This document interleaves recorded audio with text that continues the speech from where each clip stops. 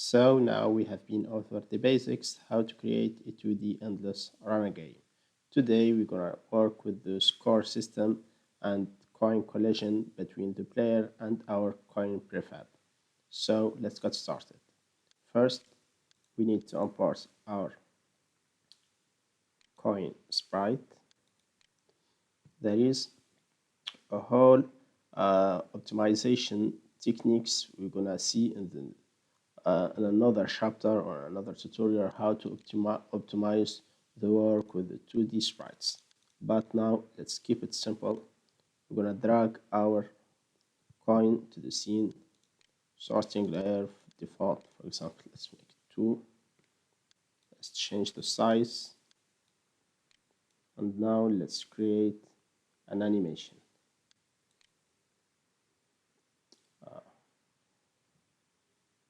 Animation. Okay, let's create a new animation. Let's create a new folder for those animations.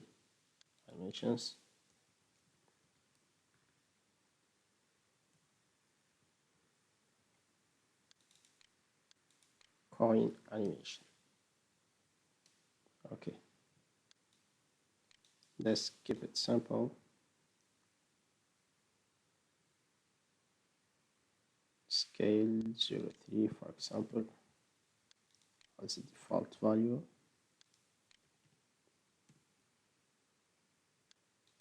After 1 second, it's gonna be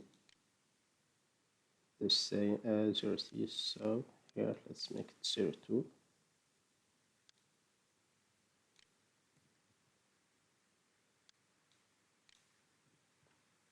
And in 1 second, it's gonna be 30 again. So when we test animation, our object is going to be like that. Okay, let's go back to the prefabs folder and we're going to make a new prefab. But before that, let's create a new text. Here, create UI text. We're going to go for it. As you see, our text is here. Our text is here. But I want my text to be in the middle of my screen. That's good.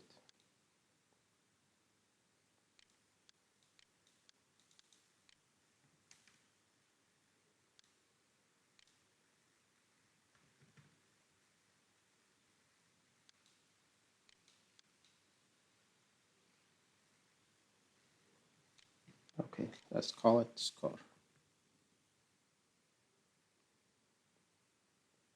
It's going to be white.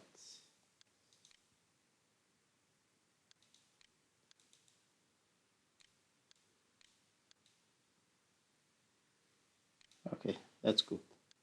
Okay, score 0.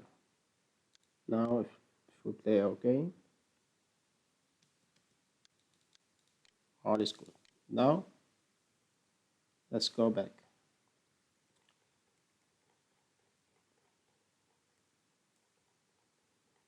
to our scripts. Let's create new script, score.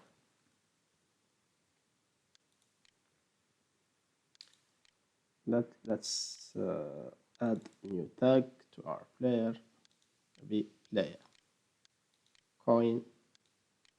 Let's add new tag coin. Okay, double click on the score. Now let's create a new void.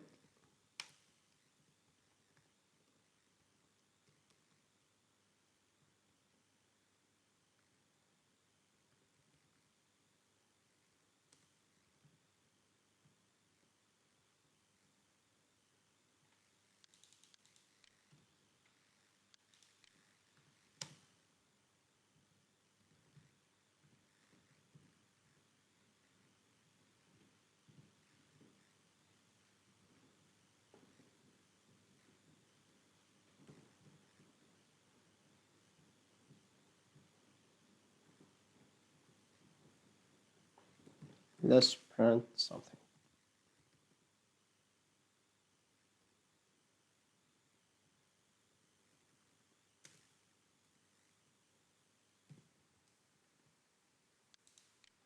So let's apply.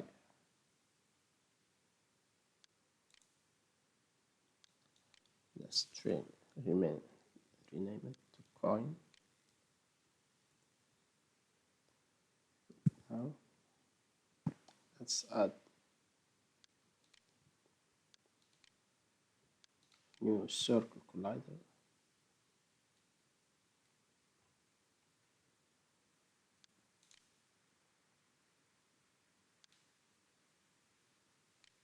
Okay, don't forget to put it use trigger. And now let's apply our score code to it. Okay, that's good. This is good. Now let's go back to our prefab folder and let's create new coin prefab. So another. Now sorry.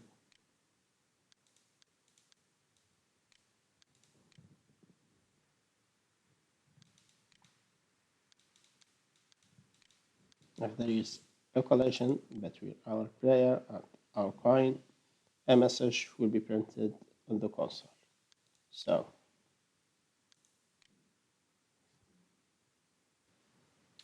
now instead of printing this message, we're gonna destroy our game object.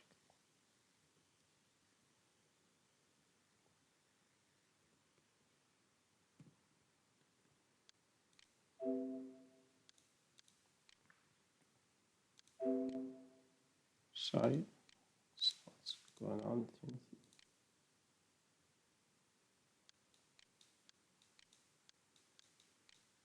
Now our game object is automatically destroyed. But what we wanna do is we wanna to add the score, so it's going to be printed in the game section. So let's go back to our, to our code and let's make some changes.